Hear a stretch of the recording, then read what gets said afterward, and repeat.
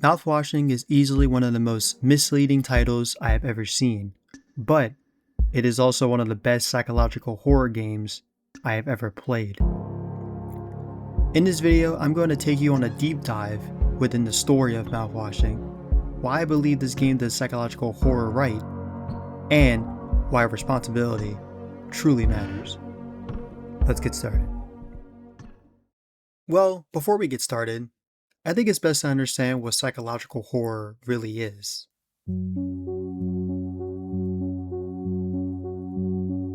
Psychological horror can be described as a subgenre of horror that gives a sense of unease or tension to the player. It focuses on the main character's psyche and how it is impacted throughout the game, exploring themes such as anxiety, dread, depression, and their own twisted perspective of reality. Games like Silent Hill, Amnesia, and Signalis are perfect examples of psychological horror. This subgenre is also very different from other commonly known horror games such as Resident Evil or Five Nights at Freddy's, but they can share similar elements. Games like these portray fear differently. Instead of relying on gore or jump scares, they mess with you, keeping you on edge while questioning what's real and what isn't. Mouthwashing is a special case within this genre because there are no monsters to run away from, kind of. No resources to manage, and no health or stamina system. It is primarily a story-driven game, emphasizing the draining of your sanity and that of your crew. Speaking of your crew, why don't I introduce them?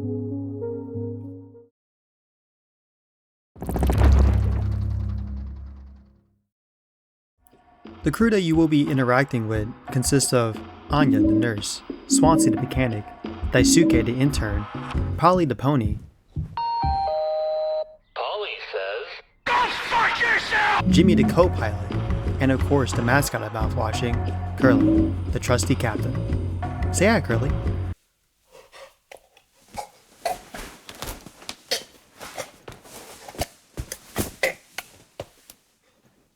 Aw, that's so sweet. All these characters have unique personalities that clearly show who they are as people. Anya is timid and afraid of making mistakes. Swansea is tough and rugged, displaying a high level of unk status. Daisuke is relaxed and often shows his childish side. Jimmy is...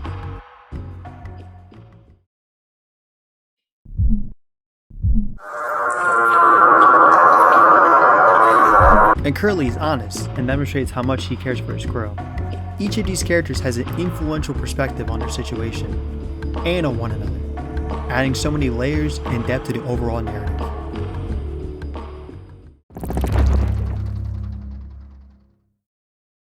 The story starts with a brief context of the setting in which our characters are put in. You are set in a delivery freighter called the Tulper. This ship was provided by the Pony Express Company, designed to hold a small number of crew members to deliver cargo through a year of interstellar travel. You then find yourself in the cockpit of the Tulper, with an obvious warning that you might hit an asteroid. Instead of doing the right thing, your character decides to write a new SpongeBob episode and turn the ship more towards the space rock. Then you choose to go for the gold and disable the autopilot, ultimately heading to a point of no return. Time to bring it around town. Bring it around.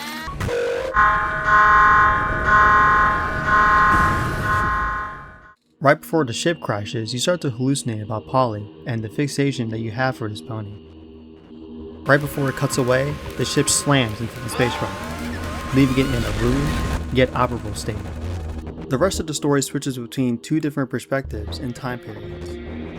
The past, which takes place days before the crash and you play as Curly before his disastrous makeover, and the present, taking place several months after the crash, with you controlling Jimmy. This showcases the major differences in the ship's integrity. After the crash, many of the ship's interior spaces were filled with foam to block off any breaches in the ship's hull. This foam also obstructs important areas of the ship, such as the kitchen, the cockpit, and more. Both protagonists share their insight into themselves and their feelings about their current situation. Curly talks about his place as captain of the Tulper, if this is the end of the ladder, or if there's more waiting for him. He also empathizes with his crew, checking up on them and trying to do what he thinks is best. Jimmy, on the other hand, presents a controlling demeanor, always wanting things his way and believing he has power over his crewmates as the new captain, and tries to do what he thinks is right. He also makes a crucial point at how Curly put them in this mess, as he was the one who crashed the ship in the first place. Overall, the crew isn't very optimistic about their circumstances. In the past, Curly received a letter from the Pony Express Company, essentially informing him that they were discontinuing their services, and the crew would be laid off, except for Curly, who was given a promotion. This leads the crew into a stressful situation, having everyone worried about their futures. Jimmy gets hit the hardest, as he takes out his frustration on everyone else. In the present, the crew tries their best to survive in a crumbling spaceship by any means necessary, even opening the lockdown cargo hold to find supplies despite getting their pay docked if doing so. This whole time, the crew had no idea what they were delivering until they discovered what the Tulper was carrying.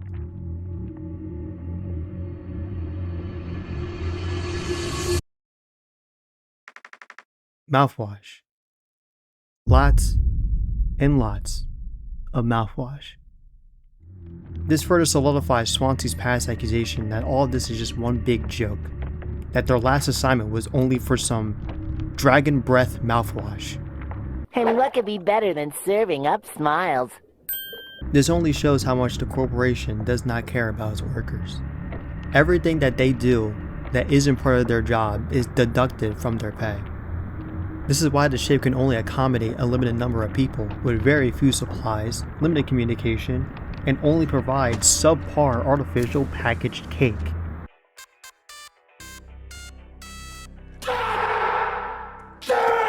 Now all they have is this mouthwash that Swansea can get crunk off of because of its high sugar content, and it contains 14% ethanol. The Pony Express Company treats the crew as just tools, not human beings.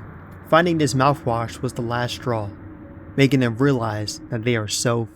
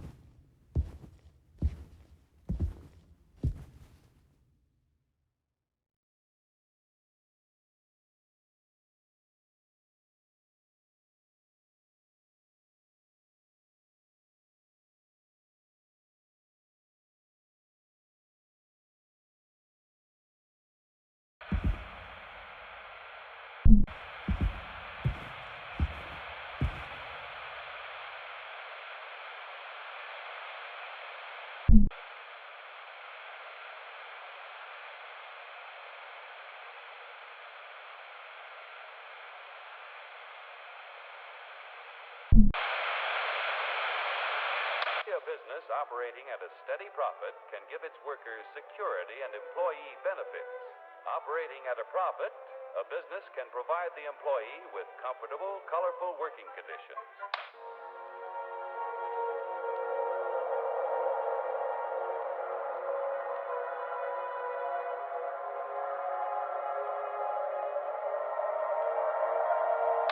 Hey dog, you get some ice cream?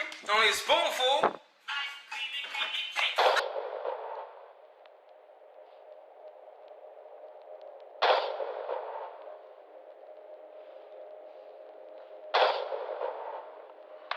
Misinput, calm down! You calm the fuck down! My family's dead! What do I do?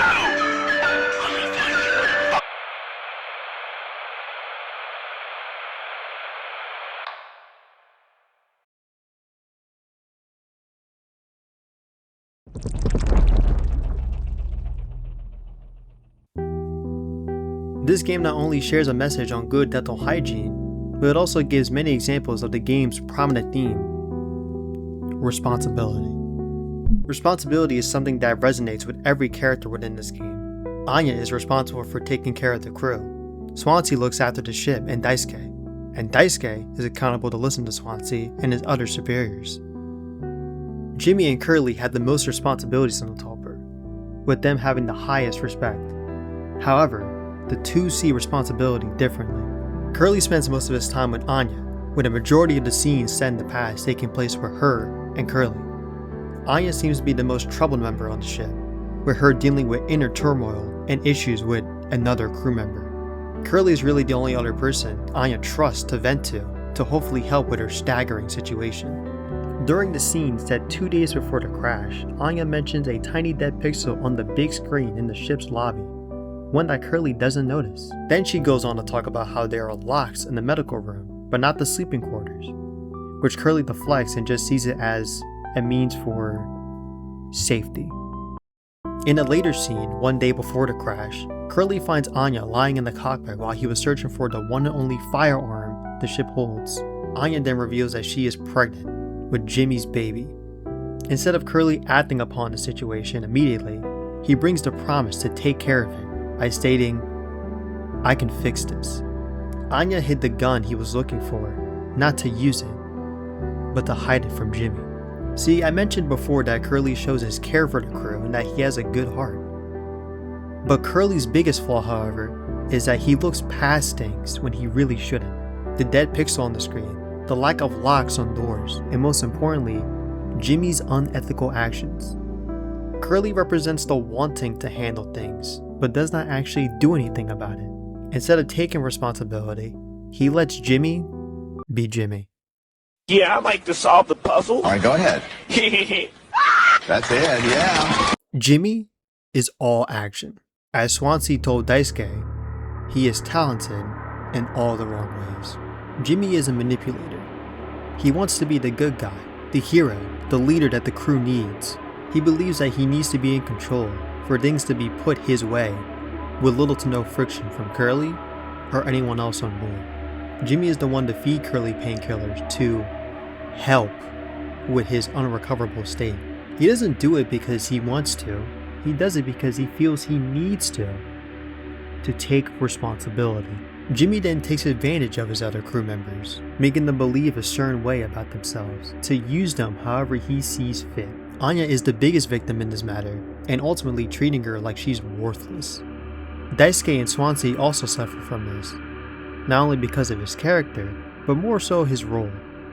Since he became the new captain, Daisuke still needed to follow orders, despite him not liking or knowing his true intentions.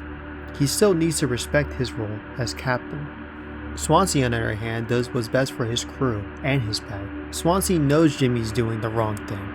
He believes that Jimmy is out to get his own selfish gain, and is using his new power to get that. Jimmy's side consists of the need to be in control and to manipulate his fellow crew members. In contrast, Curly's side lacks initiative and doesn't consider anything beyond the big picture. Both wield the same power and responsibilities as captain, and yet, they both act poorly upon it.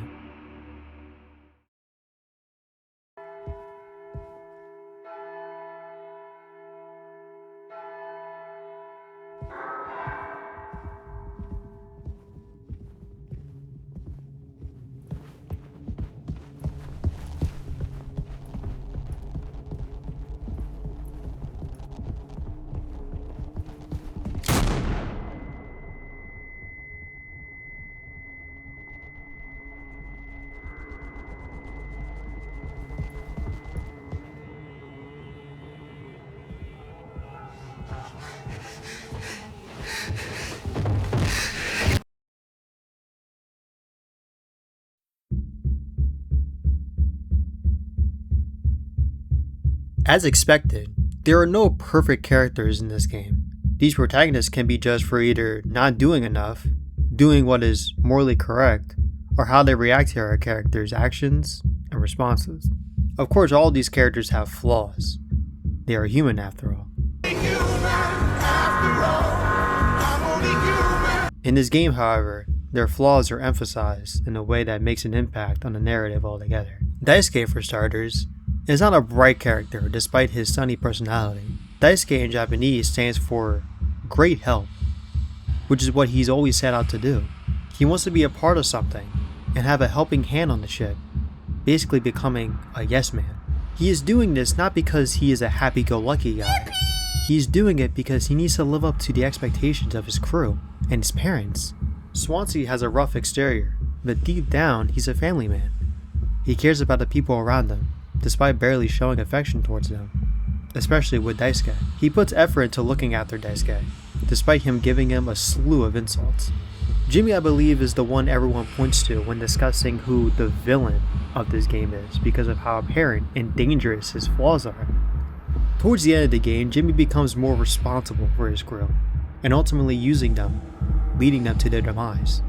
5 months after the crash, Daisuke claims that Anya is trapped in the medical room when she locked herself in there to take care of it. Daisuke crawls into a vent in the utility room to try to reach Anya, which Swansea very heavily and absolutely tells Daisuke about how dangerous it is.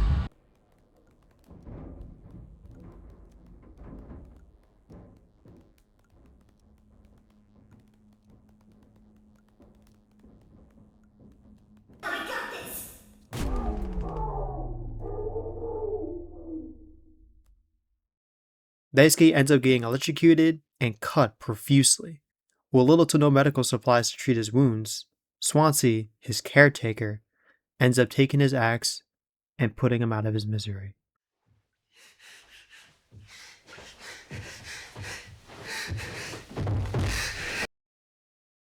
Later, Anya can be found dead next to Curly with an empty bottle of painkillers in her hand, showing how she took her own life. Swansea became enraged towards Jimmy after what happened to Daisuke, as he tries to kill him with the same axe he has had throughout the entire game. Swansea fails this task and is tied up by Jimmy, only for him to use the gun Anya hid and shoot Swansea in the head.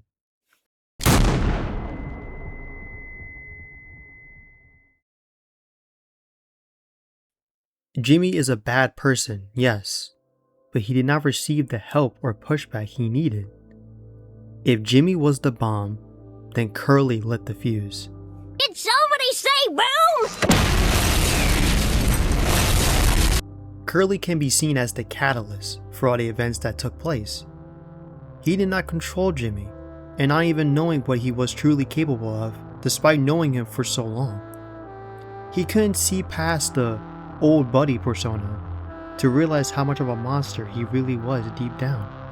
Curly doesn't stop him from assaulting Anya, nor does he stop him from crashing the ship in the first place.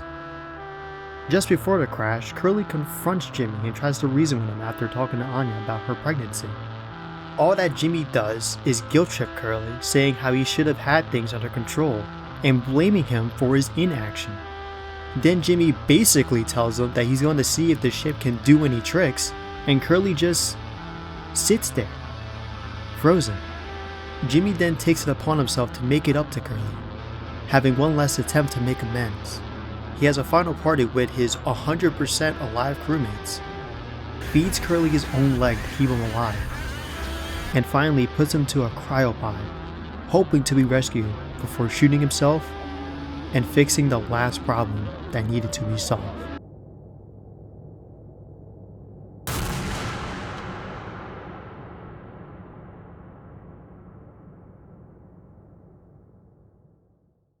Curly, much like Jimmy, is stuck in his own head, with Anya, Swansea, and Daisuke having to suffer along them, losing their parents, losing their family, and losing their child. Take responsibility, Captain. I hope this hurt.